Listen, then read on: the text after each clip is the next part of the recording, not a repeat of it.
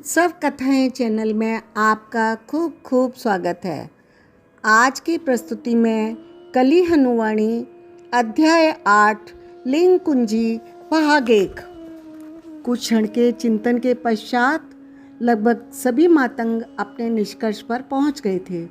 वे इस विषय पर अटकलें लगाने के लिए तैयार थे कि अनीता की आत्मा दुखों के जीवन में क्यों फंसी हुई थी और देवताओं को उसे एक बेहतर जीवन में स्थानांतरित करने के लिए क्या करना चाहिए।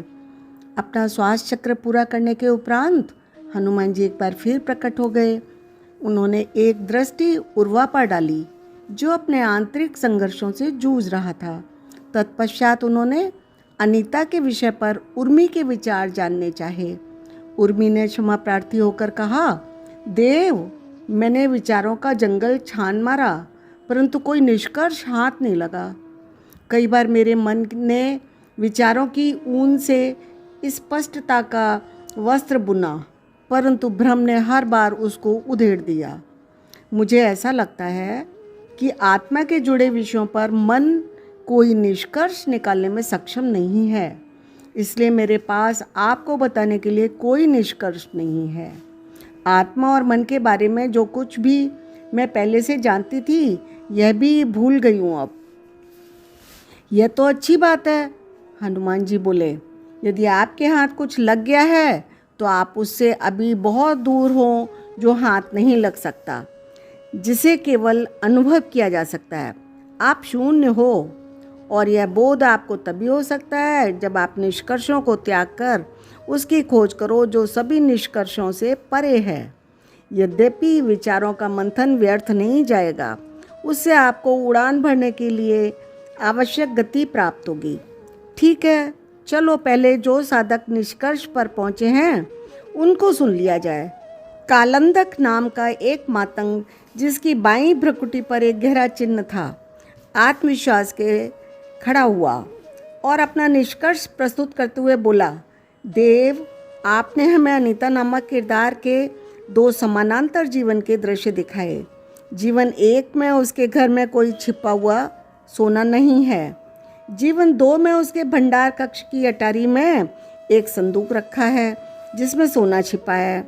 उसकी आत्मा जीवन 1 से जीवन 2 में स्थानांतरित नहीं हो सकती क्योंकि यह संसार के नियमों के विरुद्ध होगा। दोनों जीवन ऐसे संसारों में घटित हो रहे हैं जो कार्य कारण के सिद्धांत पर आधारित हैं। एक जीवन से दूसरे में स्थानांतरित होते ही उसे संदूक उपलब्ध हो जाएगा। ऐसा होना संसार के सिद्धांत के विरुद्ध होगा। वह स्वयं घबरा जाएगी कि संदूक कहाँ से आया। मुझे लगता है कि देवगण इसी कारण उसकी आत्मा को स्थानांतरित नहीं कर पा रहे हैं। कालंदक का स्वर अंतिम वाक्य तक आते आते क्षीण हो गया। साथ ही क्षीण हुआ उसका आत्मविश्वास। जो निष्कर्ष उसके मन में ठोस एवं तार्किक लग रहा वह बाहर प्रकट करते ही पिघल गया। उसे स्वयं ही अपने तर्क में एक अंतर्निहित त्रुटि होने का भान हुआ। परंतु जीवन 2 में संदूक के साथ साथ संदूक की स्मृतियाँ भी तो उपस्थित हैं। कालंदक हनुमान जी की कृपा से स्वयं ही अपने तर्क की त्रुटि ठीक करते हुए बोला, स्मृतियाँ भी हल्की नहीं, गाढ़ी।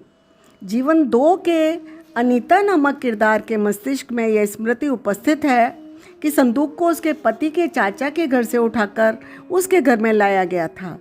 उसे उसके पति द्वारा संदूक के विषय में की गई ठिठोलियाँ भी स्मरण हैं।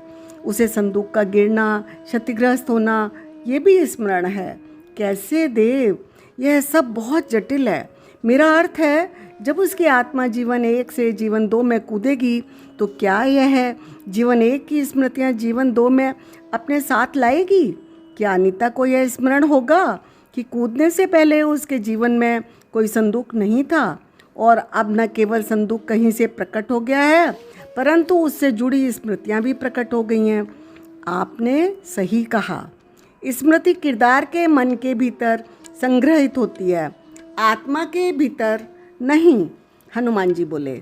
जीवन 2 में अनीता नामक किरदार की जो स्मृतियां हैं वे जीवन 1 वाली अनीता की स्मृतियों से बिल्कुल स्वतंत्र हैं। इसलिए जब अनीता की आत्मा जीवन 1 को छोड़ देती है तो जीवन 1 की स्मृतियां भी वहीं छोड़ देती है। फिर जब उसकी आत्मा जीवन 2 में प्रवेश करती है तो जीवन 2 की स्मृतियों को धारण कर लेती है। संदूक कभी अटारी में था ही नहीं, यह जीवन 1 की स्मृति है जो जीवन 1 में ही रहेगी।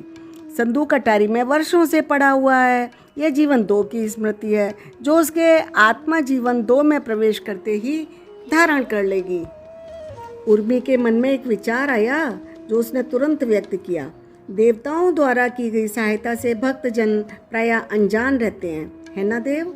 जब आप अनीता की आत्मा को सफलतापूर्वक जीवन 2 में भेज दोगे तो वैसे चमत्कार नहीं मानेगी। जीवन 2 की स्मृतियों के कारण वह सोचेगी कि संदूक तो उसके वर्षों से अटारी में था, इसमें कौन सी बड़ी बात हो गई। वह छिपे हुए सोने को पाने के पश्चात अपने पति के